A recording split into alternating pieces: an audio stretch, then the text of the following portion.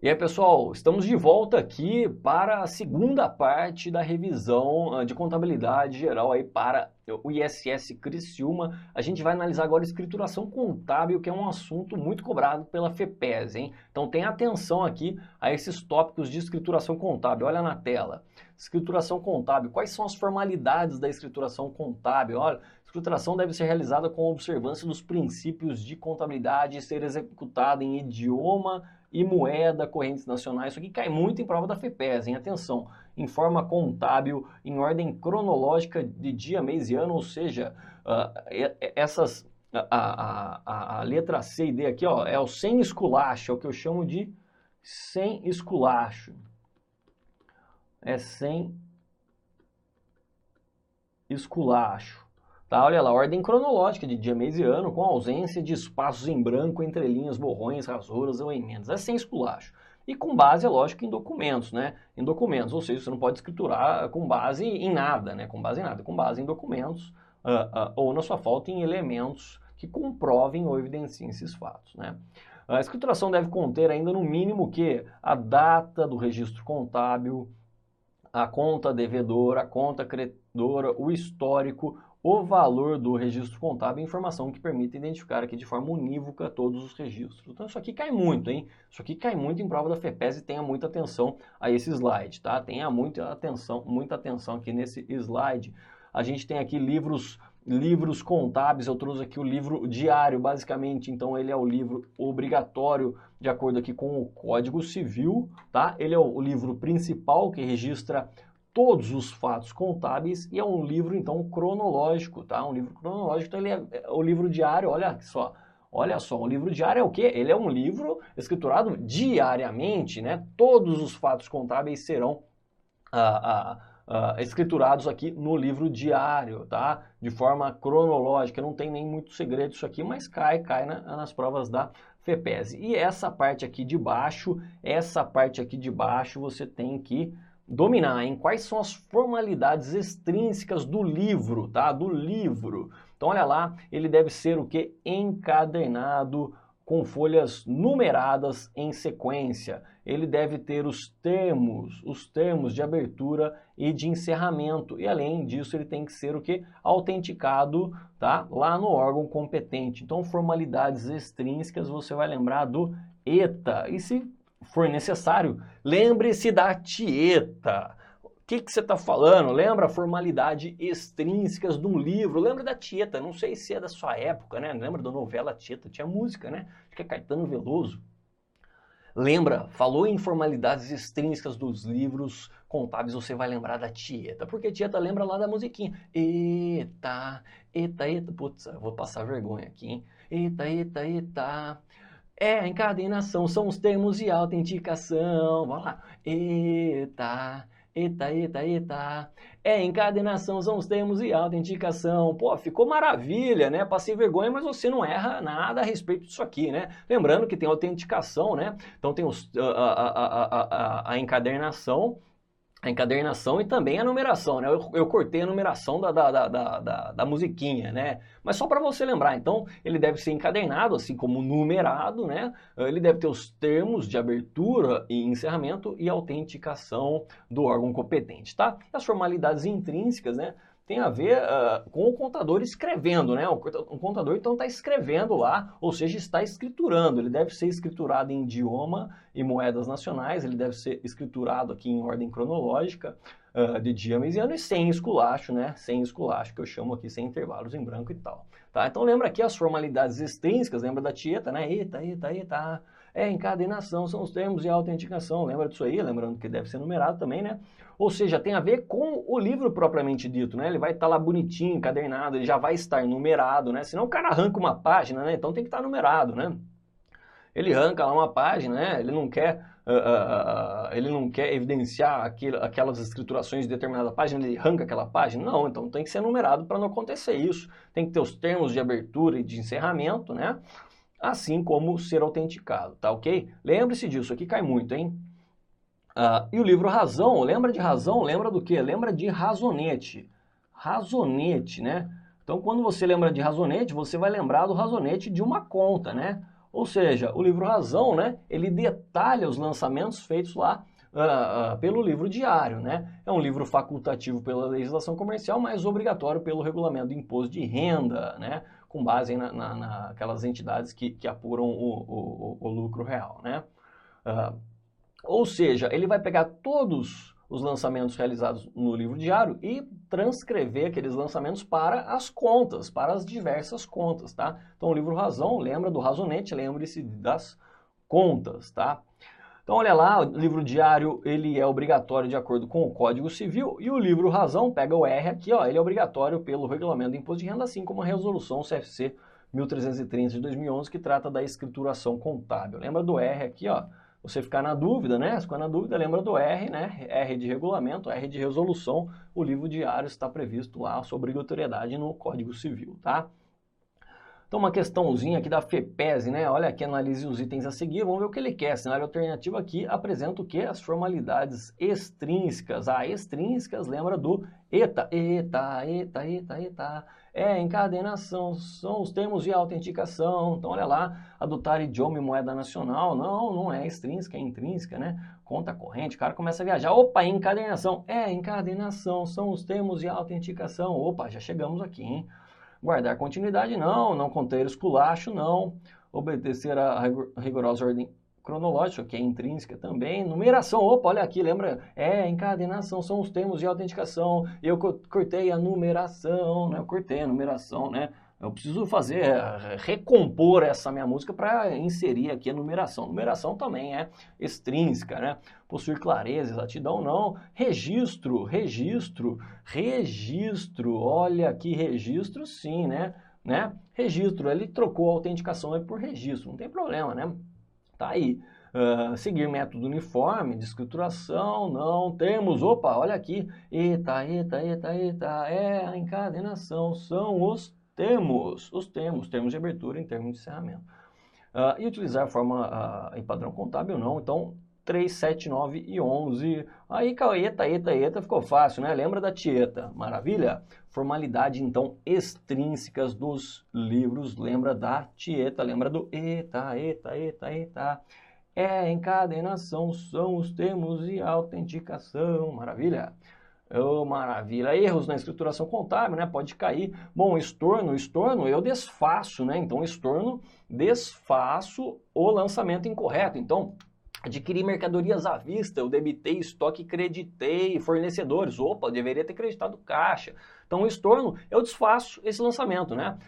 Então, eu vou creditar estoques e debitar fornecedores. Eu parto da situação inicial. Então, o estorno sempre vai haver, posteriormente a esse lançamento de estorno, o lançamento correto. Entendeu? O estorno, eu desfaço o lançamento incorreto seguido do lançamento correto.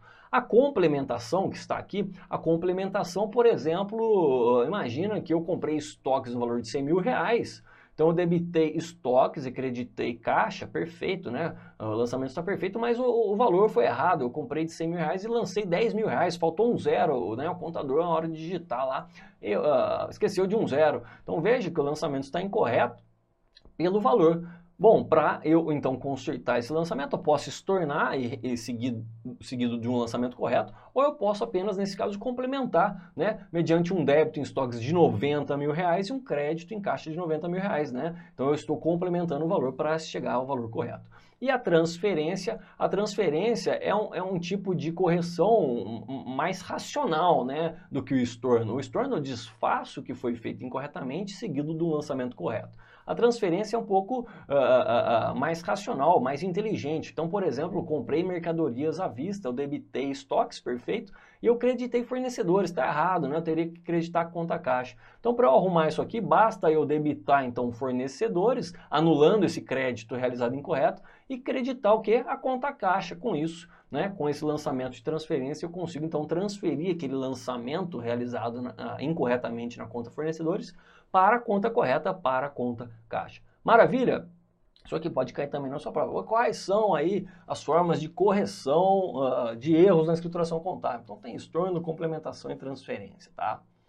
Operações com mercadorias, bom, básico do CPC 16 estoques, né, que tratam aí de estoques, né? Ele fala que o estoque deve ser mensurado pelo valor de custo ou pelo valor realizável líquido, dos dois o menor, portanto, olha aqui, menor entre o valor de custo e o valor realizável líquido. Lembrando que o valor realizável líquido é o preço de venda, né, deduzido dos custos estimados para a sua conclusão e dos gastos estimados para se concretizar a venda. Bom, a Lei 6404 ele não fala exatamente que o estoque tem que ser mensurado pelo menor entre o valor de custo e o valor realizável líquido. Ele fala valor de mercado, né? Valor de mercado não se confunde com o valor realizável líquido. Então, cuidado, né? A lei fala que a Lei 6404 fala que os estoques têm que ser mensurados pelo menor entre o valor de custo e o valor de mercado, né? É um conceito um pouquinho diferente, né, do trazido pelo CPC 16 estoque. Então, você tem que saber aonde que o examinador está querendo, né? De acordo com a lei, então você vai tratar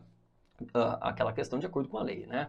Agora, se não falar nada, né, os estoques são mensurados pelo menor entre o valor de custo e o valor realizável líquido, que é o preço de venda menos os custos necessários para se concretizar essa venda, né? Ah, tá, mas o que é o custo do estoque, né? Olha aqui, ó, o item 10 do CPC 16 fala que o custo do estoque deve incluir o custo de aquisição ou transformação, aí no caso de uma indústria, né? Bem como custos incorridos para trazer os estoques na sua condição atual. Então é o frete, é um seguro, tá? Pago pelo comprador, vai ser incluído no custo de aquisição do estoque.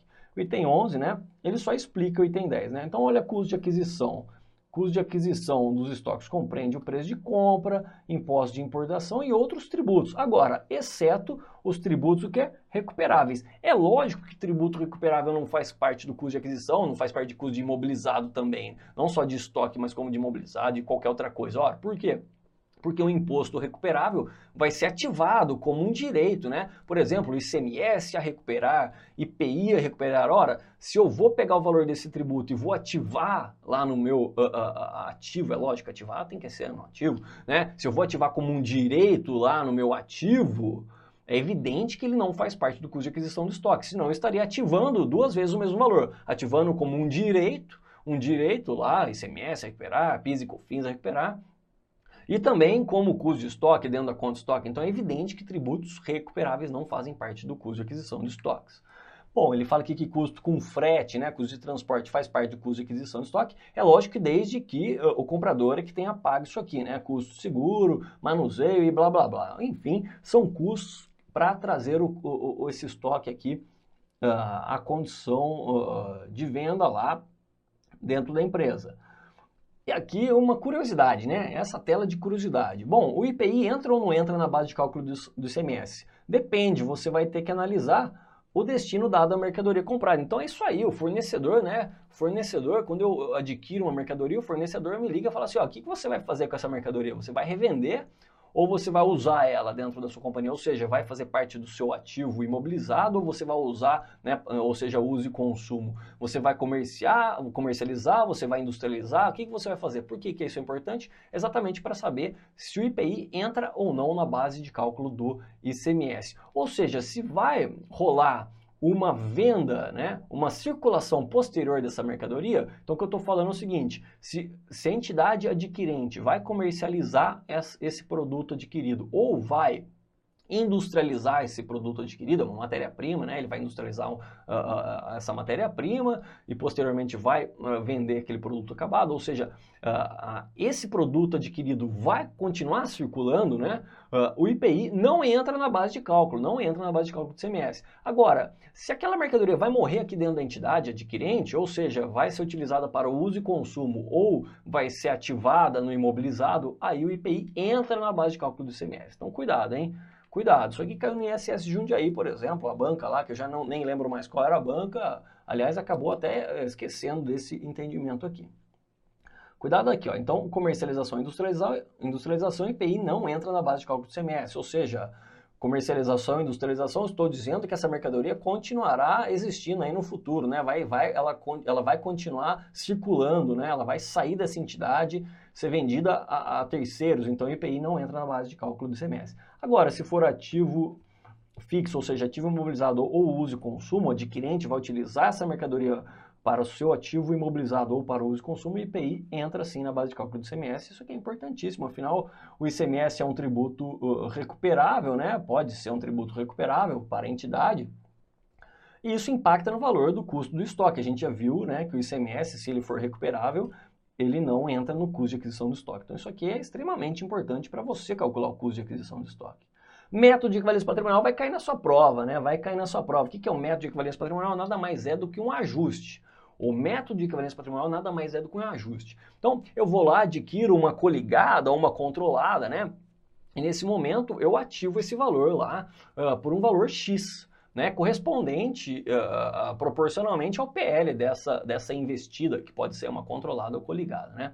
Então tá lá bonitinho, nesse momento tá corretíssimo, né? Adquirir 70% de uma investida cujo PL é de 100 mil reais, então tá lá no meu ativo 70 mil reais. Nesse momento, esses 70 mil reais no meu ativo coincide exatamente com 70% do PL da investida.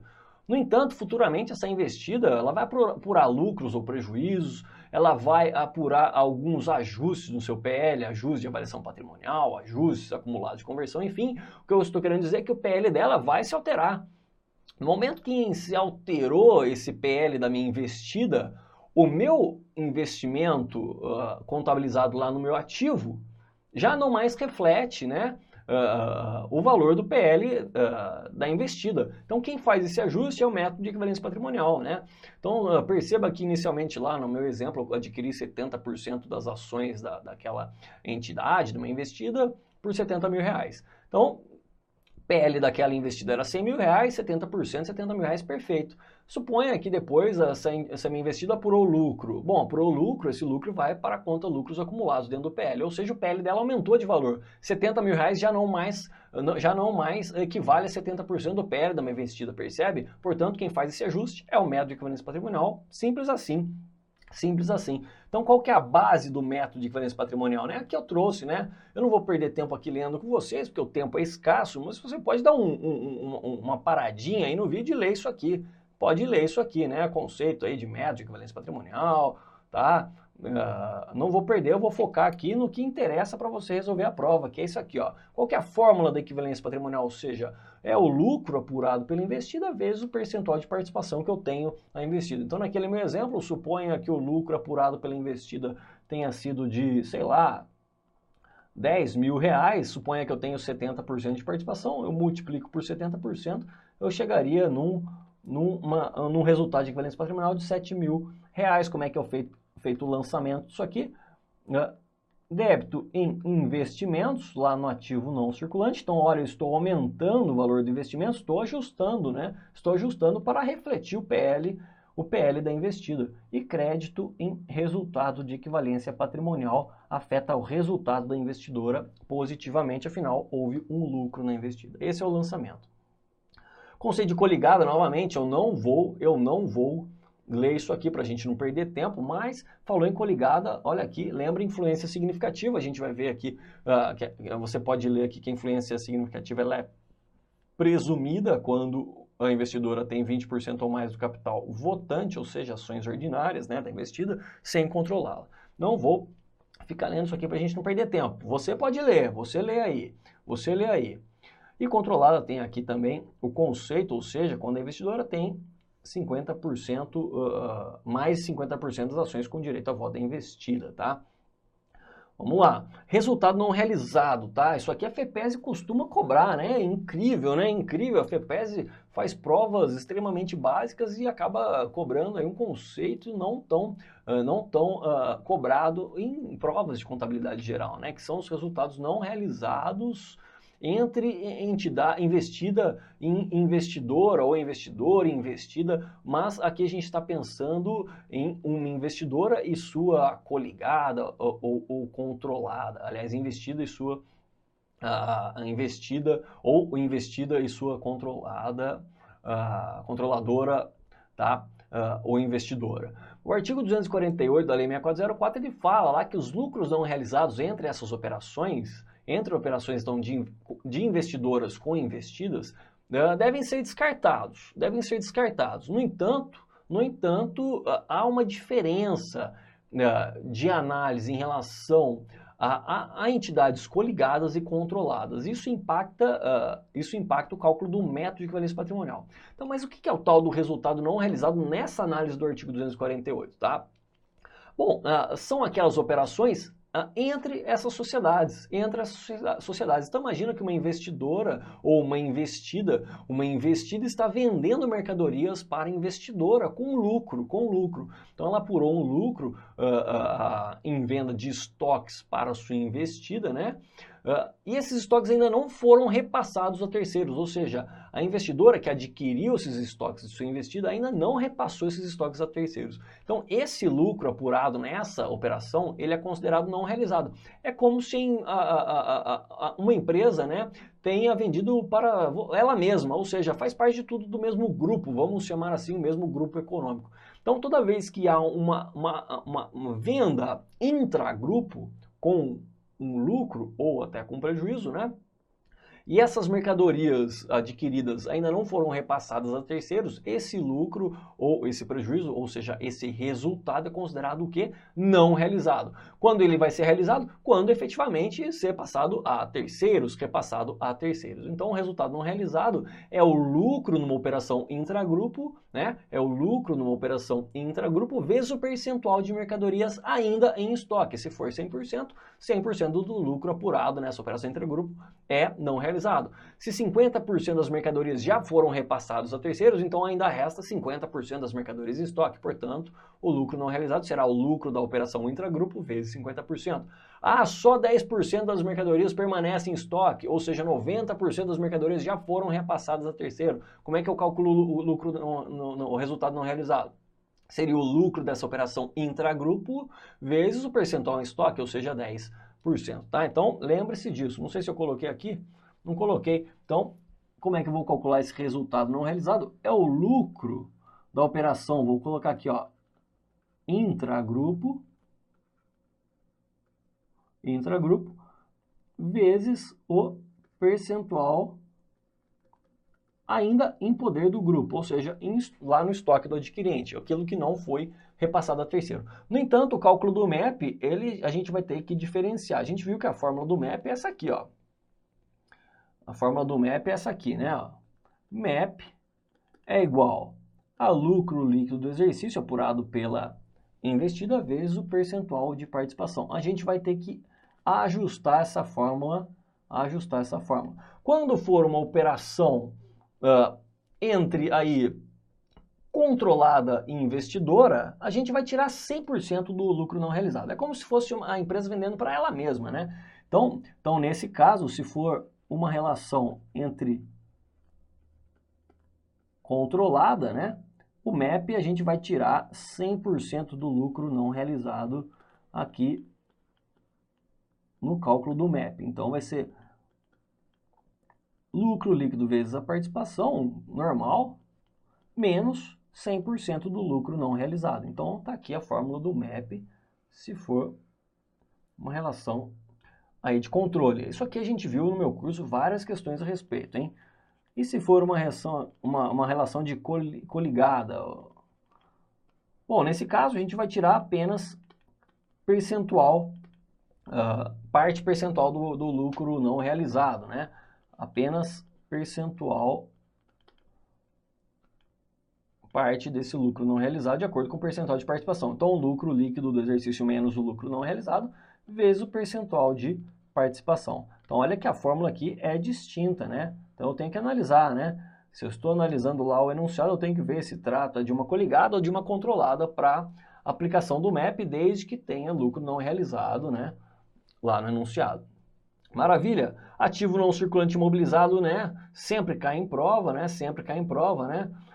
Conceito aqui de ativo imobilizado do CPC 26, acho até difícil que caia na sua prova, mas está aí, você pode ler aqui. O que é muito importante também em imobilizado é o custo de aquisição do imobilizado, né? Então, o custo de aquisição do imobilizado, né? Assim como o estoque, né? O frete, teve um frete para trazer esse imobilizado até a entidade, então ele vai fazer parte do custo do imobilizado, desde que o adquirente que está pagando esse frete tem seguros, custo com instalação e montagem, tá? Tudo faz parte do custo de aquisição do imobilizado. Isso sim é importante para a sua prova, tá? Então, conceito aqui, eu não vou perder tempo também, né? O tempo aqui é escasso. O item 16 aqui é muito importante. O item 15 fala que o imobilizado deve ser mensurado pelo seu custo, tá? Mas quais são os elementos do custo? É o preço de aquisição, acrescido de imposto de importação, né? impostos não recuperáveis. Lembra-se que imposto recuperável é evidente que não faz parte do custo de aquisição do imobilizado, afinal ele é ativado, né?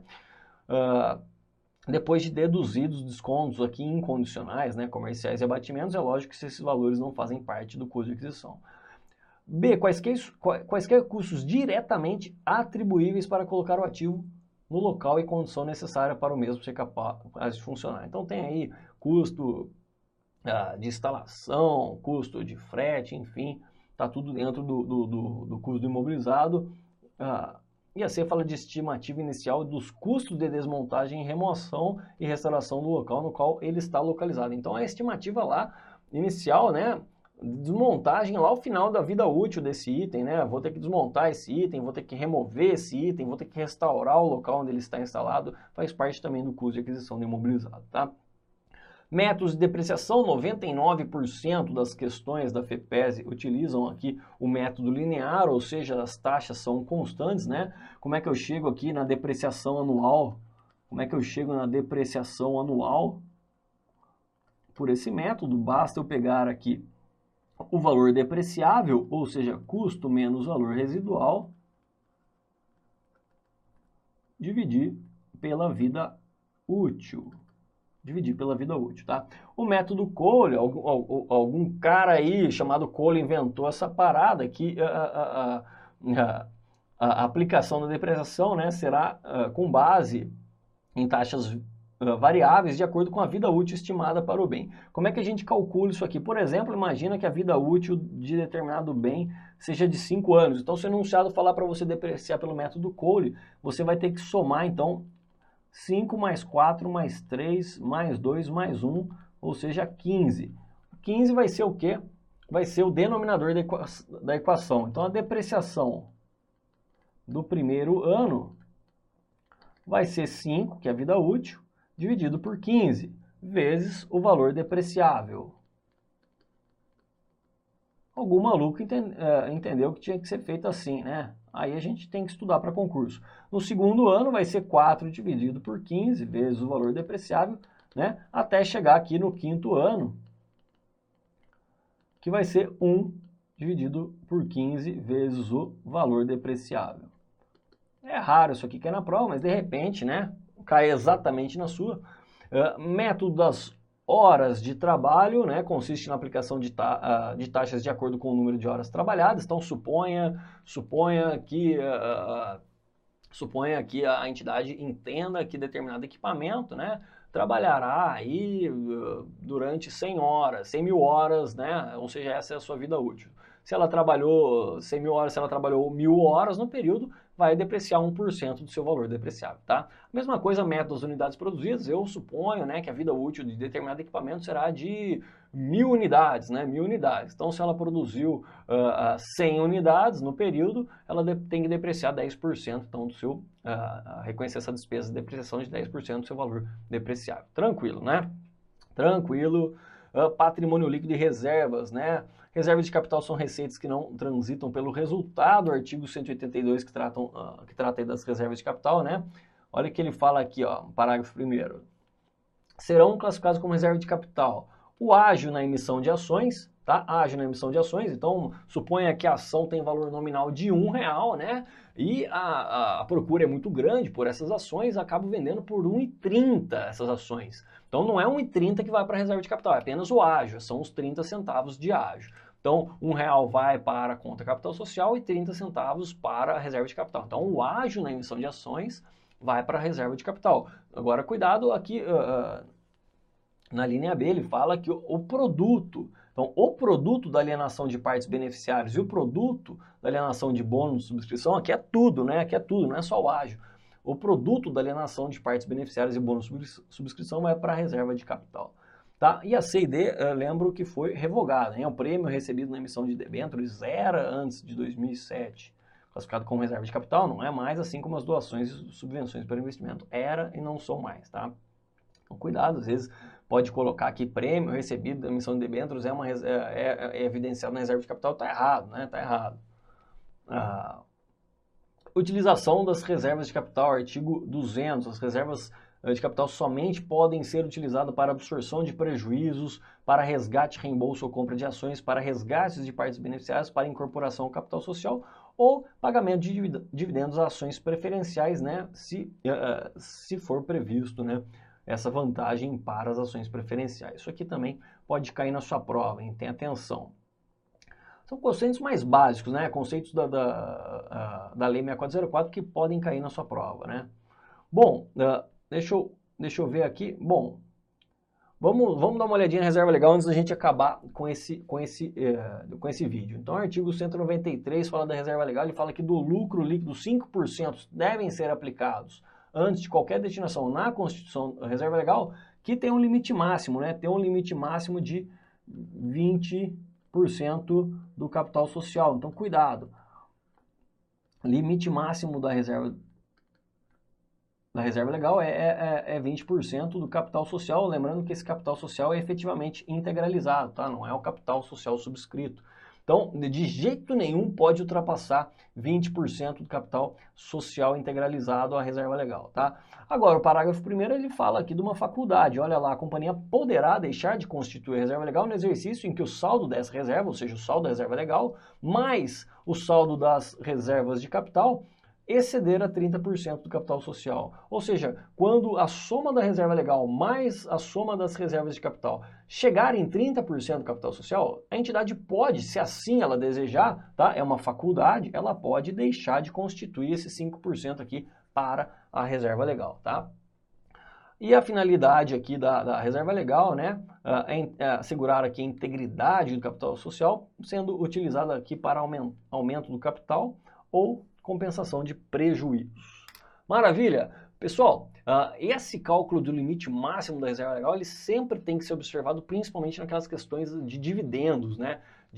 Questões de dividendos cujo estatuto é omisso a respeito da distribuição de dividendos. A gente tem que utilizar o artigo 202, inciso 1, para cálculo dos dividendos mínimos obrigatórios.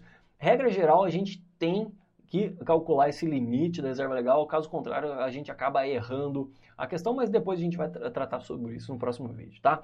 Então já foi aqui o segundo vídeo, já tô vendo aqui que o tempo acabou. Aguardo vocês no próximo vídeo então. Vamos lá, pessoal, bora lá pra gente ver o máximo de conteúdo possível nessa revisão. Maravilha, um grande abraço e até a próxima.